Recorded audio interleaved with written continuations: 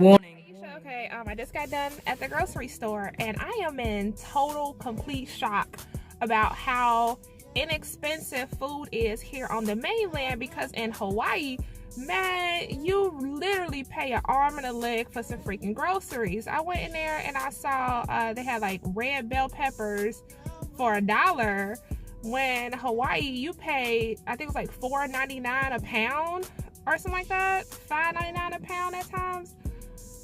Oh my gosh, I don't see a difference in gas though, because when we left the island, gas was, I think, around $3 a gallon, and that's how much it is here. But as I was walking around the store, something popped in my mind. And one of the good things about accepting our hair the way it is and being at just complete peace with it, I know many of y'all can relate to the abuse that we go through at beauty supply stores. Yes, everything from when you go in and the bell chime, you remember seeing "Don't Be a Menace" by the Wayans Brothers, like niggas, niggas. And then how you're watched around the store, how they so blatantly put the security cameras and camera screens. And it made me think about this last time when I was in Cincinnati. I went to this beauty supply store in Norwood at I think that's called the Norwood Plaza Shopping Center. Out of all the other businesses that was in that shopping center that I closed down, this beauty supply store and the Family Dollar is struggling to just, maintain they footing over there until the Xavier University come and tear that down. But me and my son was in there and he had picked up a do-rag because he wanted like a do-rag so that his afro could be shaped.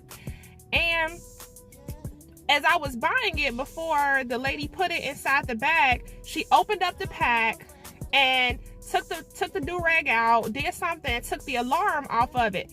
But I'm like, shit, the do-rag only costs like $1.99. So they got to go through all that just to make sure that, or try to thwart somebody from stealing a freaking $1.99 do-rag when I could have just ordered off of Amazon for like a freaking $1.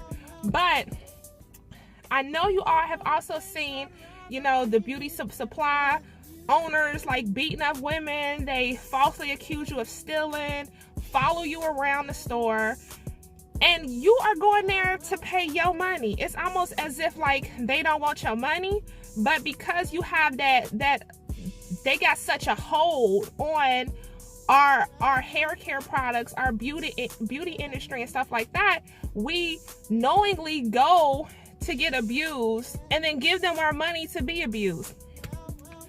And I'm literally at a point right now where I will walk around with my hair looking like this, the way it naturally grows.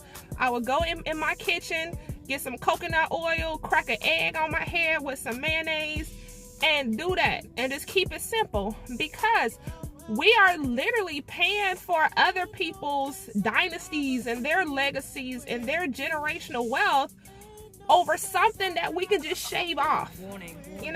I'm really at that point where I'm seeing the irony in that. And another thing I noticed when I was leaving the mainland to go live in Hawaii, I was like trying to hoard hair products and hoard hair extensions and stuff, because I'm like, well, my hair products won't be available in Hawaii, or then I gotta pay an arm and a leg to get it. So I was like on this mission to hoard everything to take it over there.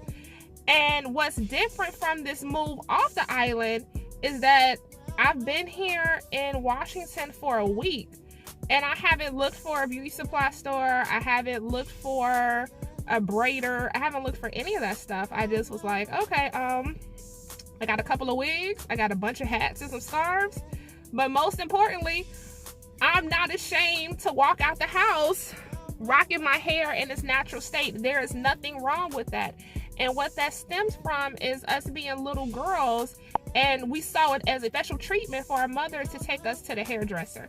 And those of us who fell on tough times, we couldn't afford to go, you would reflect that in the way that your hair will look, because you couldn't maintain those chemical treatments. You couldn't mimic, the techniques that the stylists would use. So yeah, that's where it comes from. Like, we felt that to show that we had money, or to show that we had a certain, I don't know, esteem. It was to go to these beauty supply stores, endure harsh treatment and abuse, and have crimes committed on us just to get this product to make us be presentable in public and socially acceptable. And that's one of the things. It all starts from when we were little girls, what we were taught and exposed to our mothers, our aunts, and everybody else who contributed to this cycle. One of the women who I look up to is the late Dr. Frances Cress Welsing, and she wore her hair the same way when she was popular out in the 70s. Up until she transitioned, she wore her hair the same way. But that never discounted or took away from her knowledge, the power punch that she brought to the world of psychiatry. And that's just it. It's not what is growing out of your hair or the things that you do to it. It's what do you bring to the table, that is beyond how your hair is styled, beyond all of that. So that's my little spill on that part that made me think. So I'm on my way to the thrift store, Goodwill, baby. Goodwill, baby. And I'm going to get some clothes so that I can survive the rest of these winter months. And we will continue on this journey. And whatever I think about as far as my hair and this transition, this journey, I will talk to you about that.